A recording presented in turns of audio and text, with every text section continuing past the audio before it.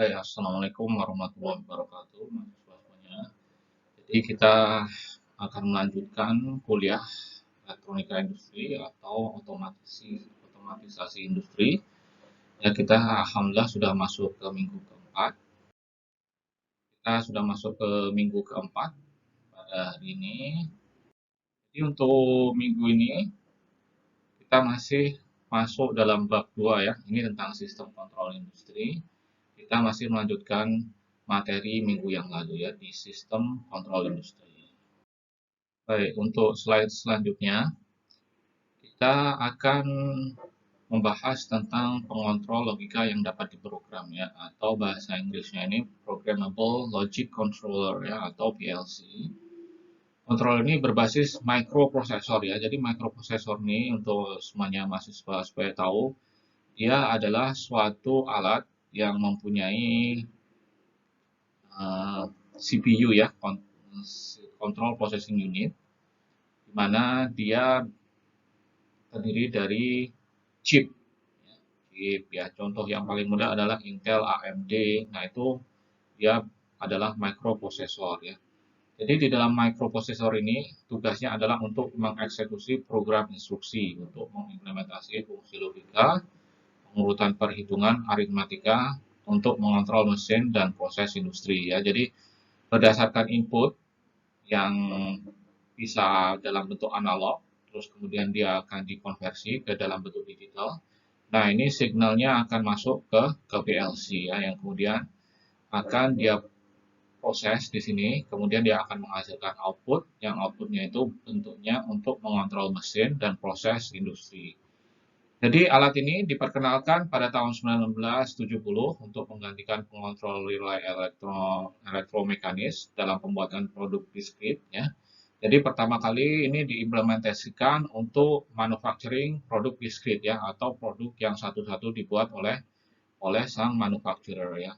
Jadi PLC saat ini melakukan kontrol diskrit dan berkelanjutan baik di industri proses maupun industri produk diskrit ya. Jadi sekarang dua-dua industri baik proses maupun diskrit menggunakan PLC ini ya. Jadi ini adalah di gambar di bawah ini adalah sebuah PLC di mana dia ada berbagai macam input ini ya, input. Nah, ini menunjukkan di kabel-kabelnya ini. Terus kemudian dia juga terhubung dengan saluran output ya, yang akan mengontrol mesin atau proses di dalam industri proses ataupun diskrit tersebut ya. Baik, untuk selanjutnya kontrol pengawasan atau supervisory control ya. Jadi dalam industri proses, kontrol pengawasan ini menunjukkan sistem kontrol yang mengelola kegiatan sejumlah unit operasi terintegrasi untuk mencapai tujuan ekonomi tertentu ya. Jadi dalam kontrol pengawasan ini, dia ada satu kontrol unit yang berdedikasi untuk pengawasannya saja ya. Dalam manufaktur diskrit, kontrol pengawasan ini adalah kontrol yang mengarahkan dan mengkoordinasi aktivitas beberapa peralatan yang saling berinteraksi dalam sistem manufaktur ya. Jadi sama juga seperti kontrol proses tadi, ini dia sistem pengawasan ini atau kontrol pengawasan ini dia yang mengarahkan dan mengkoordinasi semua aktivitas di beberapa peralatan ya, yang kemudian saling berinteraksi. Fungsinya contohnya penjadwalan produksi efisien, masa pakai alat pelacakan, mengoptimalkan parameter operasi ya. Jadi ini yang paling erat terkait dengan industri proses ya, juga kita bisa melihat gambarnya di sini ya. Jadi yang terkait dengan industri proses di sini untuk kontrol pengawasan yang ditumpangkan pada sistem kontrol tingkat proses. Nah, kalian bisa lihat semua. Ini ada input, proses, output. Nah, ini dia di sini ada direct process controller ya, yang bisa dalam bentuk PLC tadi, feedback output variables. Nah, ini dia kontrolnya ini akan melakukan perubahan kepada actuators for input parameters ya. Jadi apabila ada feedback dari output variables-nya, si direct process controller ini bisa merubah actuators ya, atau parameters dalam input parameters ya. Jadi ini juga si supervisory control ini, dia istilahnya ada human interface, jadi ada operator atau teknisi di sini yang setiap saat mengontrol.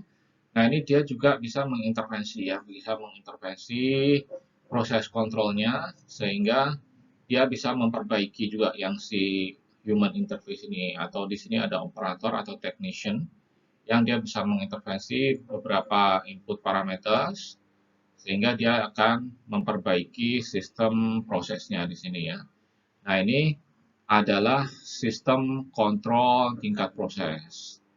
Kemudian kita masuk ke slide berikutnya di sistem kontrol terdistribusi atau distributed control system. Ya, jadi ini adalah beberapa microkomputer yang terhubung bersama untuk berbagi dan mendistribusikan beban kerja kontrol proses. Jadi ini beberapa unit microkomputer yang terhubung. Ya, jadi dia adalah suatu sistem ya, sebenarnya di sini suatu sistem. Fiturnya adalah beberapa stasiun kontrol proses untuk mengontrol load dan perangkat individual, juga ruang kontrol pusat ini di mana kontrol pengawasan dilakukan, stasiun operator lokal untuk redundansi, dan jaringan komunikasi, communication network, highway data. Ya. Jadi ini dia ada suatu ruangan yang berdedikasi khusus, ya biasanya dia akan memonitor semua proses di dalam ruangan ini ya. Jadi kalau saya pernah berpengalaman di bidang oil and gas ya, jadi di setiap uh, offshore platform ya atau pengolahan minyak di lepas pantai, dia biasanya ada suatu ruangan yang di situ cuman dipakai untuk mengontrol prosesnya ya. Jadi setiap kali kita mau pergi atau cek alat-alat di lapangan di lepas pantai itu kita harus lapor dulu. Nah, biasanya yang si supervisor itu yang paling tinggi dia berada di control room ini. Jadi kita setiap saat mau pergi untuk mengecek, kalau saya waktu itu sebagai quality engineer ya. Jadi setiap saat saya datang di situ mau ngecek alat-alat saya harus lapor dulu ke supervisor yang berada di control room ini, yang jadi tugas dia itu untuk mengontrol ya semua proses. Nah, ini sistem kontrol yang dia pakai ini ya, ini termasuk ini ya, sistem kontrol terdiri distribusi ya. Jadi ini semacam ada alat-alat monitor di situ semuanya microkomputer semuanya yang terpusat di control room tersebut ya. Baik, kita lanjutkan ke gambarnya. Nah, ini contohnya ya. Jadi dia ada central control room ya di sini. Nah, ini yang seperti saya bilang tadi, jadi waktu di lepas pantai itu si supervisor dia berada di sini nih ya, selalu berada di sini. Biasanya ada shift pagi supervisor atau shift malam supervisor ya. Tergantung kapan kita sampainya di oil platform itu, kita pertama harus lapor ke supervisor. Nah, dia yang akan mengontrol semua proses di sini ya. Nah, ini ada local operator station, ada local operator station yang berikutnya. Nah, dia juga bisa mengontrol, tapi yang terpusatnya adalah di central control room ini ya. Jadi prosesnya berada di sini, beberapa proses station ini secara otomatis ya. Nah, ini dia ada input dan output datanya. Nah, ini semua tersambung ke central control room ya. Terus kemudian keuntungan sistem kontrol terdistribusi di sini dapat diinstal dalam konfigurasi yang sangat mendasar ya. Jadi kemudian diperluas dan ditingkatkan sesuai kebutuhan di masa yang akan datang. Jadi dia seperti konfigurasi komputer ya, konfigurasi komputer yang komputer-komputer tersebut terhubung. Ya, jadi dia bisa kita update ya, install software yang paling update dia bisa ya. Terus beberapa komputer memfasilitasi multitasking paralel. Nah, ini yang keuntungan yang paling besar ya. Jadi beberapa komputer digunakan sehingga dia bisa menjadikannya multitasking atau pada waktu pada waktu bersamaan dia bisa melakukan tugas yang berlainan. Ya, ini namanya multitasking paralel. Redundansi karena banyak komputer. Nah, ini kadang-kadang kalau misalnya dia banyak komputernya, ya ini terjadi redundansi itu maksudnya mungkin ada beberapa komputer yang menganggur gitu ya. Jadi ini si distributed control system ini dia keuntungannya karena dia ada beberapa komputer ya. Jadi meskipun dia terbebani dengan mengontrol semua proses di dalam industri tersebut, tapi dia tetap uh, apa namanya kapabilitasnya dia tetap canggih atau dia tetap cukup ya karena dia banyak menggunakan beberapa komputer di sini ya. Kabel kontrol berkurang dibandingkan dengan konfigurasi pengontrol pusat. Nah, ini juga kalau misalnya cuma ada satu pengontrol pusat ya, dia tidak terdistribusi. Nah, ini biasanya dia memerlukan banyak kabel, tapi karena dia sudah terdistribusi, dia bisa mengurangkan kabel-kabel yang dia pakai ya. Jaringan menyediakan informasi proses di seluruh perusahaan untuk manajemen pabrik dan proses yang lebih efisien. Jadi ini dia terhubung langsung kepada sistem informasi di tingkat manajemen ya. Biasanya ini memang terjadi. Jadi si manajemen di kantor pusat dia selalu mengawasi proses di lapangan ya karena networknya atau jaringannya sudah terhubung sampai ke kantor pusat ya.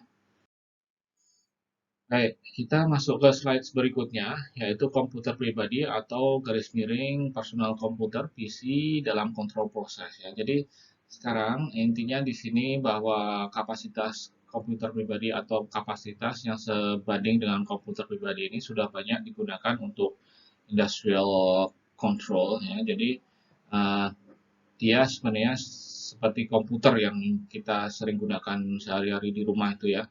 Sekarang karena kapasitasnya sudah tinggi, ya sistem prosesornya sudah bagus, maka dia juga bisa dipakai di industri ya. Jadi dua kategori aplikasi komputer pribadi dalam pengendalian proses ini. Yang pertama antarmuka operator ya, dalam bahasa Inggrisnya ini adalah atau interface ya, interface operator PC dihubungkan ke satu atau lebih PLC atau perangkat lain yang secara langsung mengontrol proses. Jadi PC yang untuk berfungsi sebagai antarmuka operator ini dia melakukan fungsi pemantauan dan pengawasan tertentu tapi tidak secara langsung mengontrol proses. Jadi dia sebenarnya sebagai monitor real time ya, monitor real time ya pada saat performance proses itu ya, performance proses bisa kita ukur dari input dari outputnya. Jadi ini sebagai pengawasan ya yang pertama ini. Yang kedua adalah kontrol langsung. Jadi si PC-nya ini sekarang dihubungkan langsung ke proses dan mengontrol operasinya secara real time ya. Ini adalah dua fungsi yang bisa kita memakai PC untuk melakukan dua fungsi ini ya. Yang pertama interface operator, yang kedua juga direct control ya. Terus kemudian berikutnya pengaktif PC untuk kontrol langsung ya. Ini keakraban luas pekerja dengan PC. Maksudnya si pekerja ini harus bisa menggunakan PC-nya atau dia akrab, istilahnya dia pandai gitu ya menggunakan PC-nya. Terus kemudian si ketersediaan PC berkinerja tinggi, kecepatan siklus PC sekarang melebihi kecepatan PLC ya. Jadi ini karena semakin prosesor yang kita pakai ini semakin kinerjanya semakin bagus, jadi dia sudah melebihi kecepatan PLC ini ya. Jadi filosofi arsitektur terbuka dalam desain sistem kontrol ini vendor perangkat keras dan perangkat lunak mematuhi standar yang memungkinkan produk mereka dapat dioperasikan ya. Jadi ini dia istilahnya environment atau lingkungannya dia sistemnya terbuka ya. Jadi semua vendor alat keras atau lunak dia bisa mengakses sistem tersebut ya. Jadi dia bisa menyesuaikan diri supaya perangkat keras dan perangkat lunaknya mematuhi standar ya karena dia sistemnya terbuka yang memungkinkan produk mereka dapat dioperasikan ya. Jadi ini adalah suatu sistem yang sekarang open ya, open sekarang ada open source ya, yang semuanya jadi semua orang bisa bisa ikut berpartisipasi dalam meningkatkan kinerja sistem tersebut. Ya. Terus sistem operasi PC yang memfasilitasi kontrol dan jaringan waktu nyata. Nah ini yang saya sebut dia real time ya, real time setiap fasilitas kontrol dan jaringannya real time ya. Jadi setiap pengukuran yang dia adakan pengukuran di output, ya, dia ini real time ya. Jadi si operator atau pengawasnya bisa melakukan tindakan segera ya apabila ada suatu kejadian-kejadian yang perlu diperbaiki karena ini merupakan kontrol yang real time ya. Kemudian slide berikutnya seluruh perusahaan integrasi pabrik ya. Jadi manajer memiliki akses langsung ke operasi pabrik, rencana memiliki data terkini tentang waktu dan tarif produksi untuk tujuan penjadwalan.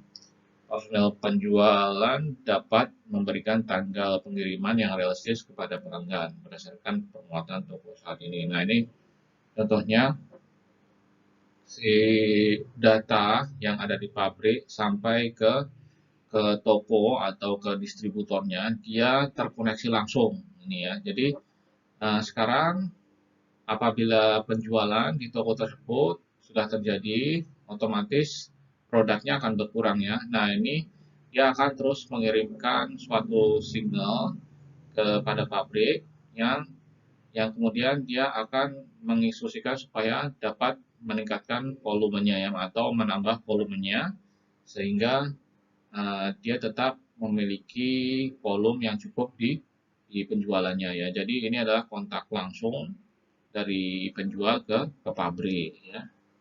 Terus kemudian pelacak pesanan dapat memberikan informasi status terkini kepada pelanggan yang bertanya juga bisa ini. Nah ini jadi setiap toko sekarang atau distributor dia terkoneksi dengan pabrik. Jadi apabila ada pertanyaan ya seperti dari pelanggan ke produknya, nah ini bisa langsung ditanyakan dan informasi dari pabrik atau produsennya langsung dapat diteruskan ke pelanggan yang bertanya. QC ini adalah quality control ya, dapat mengakses masalah kualitas dari pesanan sebelumnya. Akuntansi memiliki data biaya produksi terbaru, personel produksi dapat mengakses data desain produk untuk mengklarifikasi ambiguitas. Nah ini uh, intinya karena semua data atau sistem informasi ini terintegrasi dari start mereka produksi sampai quality control, sampai transportasi, distribusi, terus ke penjualan. Jadi semuanya terkait ya. Jadi dari pelanggan, terus dari quality control, bahkan dari akuntansi, semuanya personal produksi. Nah ini semua dapat mengakses datanya ya. Jadi uh, mereka dengan mudah bisa memperbaiki ya, memperbaiki tugasnya masing-masing sehingga memperbaiki kinerja pabrik secara keseluruhan ya. Terus kita lanjut ke slide berikutnya. Nah, ini berbasis visi di seluruh perusahaan sistem kontrol distribusi. Jadi ini yang tadi ya, apabila semua sistem fungsi di dalam perusahaan itu terkoneksi ya. Nah, ini contohnya semacam ini ya. Jadi dia tidak hanya terkoneksi di distributed control saja, tapi dia sudah terkoneksi ke fungsi yang lain-lainnya ya, terutama contohnya yang engineering ya, ini engineering yang bagian planning ya, engineering ini biasanya orang-orang yang merancang, terus dia juga yang mendesain ya. Nah ini semuanya terkoneksi. Nah ini juga dari bagian finance, production planning, terus juga dari purchasing, terus quality control semuanya terkoneksi sehingga masing-masing departemen ini mempunyai perannya untuk memperbaiki kinerja perusahaan secara keseluruhan ya karena sudah terkoneksi datanya bisa diakses oleh semua departemen yang berhubungan langsung ke perusahaan tersebut ya. Terus kemudian baik, jadi tadi yang slide yang tadi sebelum ini adalah slide terakhir di bab 2 ya. Materi bab 2 seperti yang tadi yang terakhir. Ini kita sekarang masuk di bab ketiga. Jadi bab 3 ini kita bahas tentang komponen perangkat keras untuk otomatisasi ya. Jadi bagian-bagian bab 3 ini ada sensor, terus aktuator, kemudian konversi analog ke digital, konversi digital ke analog, dan perangkat input-output untuk data diskrit. Jadi perangkat keras ini maksudnya perangkat atau dalam bahasa Inggrisnya peripheral ya, peripheral atau suatu benda yang bisa kita pegang ya. Jadi kan ada perangkat keras, perangkat lunak. Biasanya kalau perangkat keras ini adalah benda-benda yang dapat kita pegang, dapat kita perbaiki ya. Kalau perangkat lunak ini adalah softwarenya ya. Ya kita bisa perbaiki software, cuman kita tidak bisa memegangnya juga. Ya. Jadi ini yang di bab 3 ini terutama kita masuk ke perangkat kerasnya ya. Baik untuk minggu ini kita membahas di sensornya dulu ya di bagian satunya. Baik, jadi kita mulai dari slide berikutnya ya untuk bab 3 ini. Yang slide berikutnya ini adalah tentang antarmuka atau interface proses komputer ya. Jadi untuk antarmuka ini dalam bahasa Inggrisnya terjemahannya adalah interface ya. Jadi untuk menerapkan kontrol proses, komputer harus mengumpulkan data dari dan akan mengirimkan signal ke proses produksi. Nah, ini terus jadi ada beberapa komponen ya yang bisa ditugaskan untuk keperluan ini. Komponen yang diperlukan untuk mengimplementasikan antarmuka atau interface itu adalah yang pertama sensor untuk mengukur variabel proses kontinu dan discrete. Jadi kalau sensor ini dia sifatnya sebagai pengambil data ya, pengambil data. Jadi ini adalah tugasnya si sensor. Terus kemudian aktuator untuk melakukan aksi atau garis miring kerja nyata, parameter proses kontinu dan discrete. Terus kemudian perangkat lunak ADC dan DAC. ADC tadi adalah analog digital converter. Terus DAC ini adalah digital analog converter ya. Perangkat I/O untuk data discrete. Nah, ini I/O ini adalah input output untuk data discrete ya. Jadi ini beberapa komponen yang diperlukan untuk mengimplementasikan interface tadi ya. Nah, interface ini adalah eh, istilahnya dia yang menghubungkan antara operator dan alat. Nah, itu namanya interface ya. Jadi alat yang menghubungkan operator atau technician atau orang ke perangkat prosesnya atau kalau misalnya contohnya kalau di dalam komputer itu keyboard, ya monitor, nah itu interface. Jadi suatu bagian-bagian yang menghubungkan si orang ke prosesnya, ya. Terus kemudian kita masuk ke sistem kontrol proses komputer ya. Jadi ini sistem kontrol proses komputer ini terdiri dari kontrol komputer ya. Ya pasti harus ada kontrol komputer atau tepatnya di sini dia terhubung dengan input dan output, terus ada ADC dan DAC. Nah, ini dia istilahnya komputer ini yang sekarang yang dijadikan alat sebagai pengontrol ya, seperti yang sebelum-sebelumnya ya. Nah, ini kita langsung mengkoneksi output, terus kemudian input juga melalui komputer ya, melalui komputer. Jadi si operator atau orang ini langsung bisa mengintervensi melewati kontrol komputernya ini ya. Jadi kita nanti akan jelaskan dengan proses selanjutnya. Baik, jadi kita masuk ke sensor ya. Jadi sensor ini adalah transducer. Transducer ini adalah suatu alat di mana dia bisa menangkap, terus kemudian juga dia mentransportnya, menangkap dan mentransport signal ya, atau dalam bahasanya stimulus-stimulus fisik ini adalah suatu pergerakan fisik ya, pergerakan atau suatu terjadinya perubahan temperatur dan perubahan tekanan. Nah, itu stimulus fisik ya. Suatu yang bisa kita rasakan. Nah, itu stimulus fisik. Jadi dia akan mengubah satu stimulus fisik dari satu bentuk menjadi bentuk yang lebih terbaca untuk mengukur stimulusnya itu ya. Jadi terbaca ini bisa terbaca oleh si kontrolnya jadi ya. Jadi dia akan mengubah stimulus fisik menjadi suatu signal yang mudah terbaca ya oleh si kontrolnya ya. Jadi signalnya ini untuk apa? Tugasnya dia adalah untuk mengukur si stimulus fisik tadi ya. Jadi dua kategori dasar di sini adalah yang pertama analog, terus kemudian discrete, biner, dan digital misalnya penghitung pulsa. Nah ini nanti kita akan jelaskan lebih detail ya. Untuk ini mungkin kemungkinan besar minggu depan ya kita jelaskan.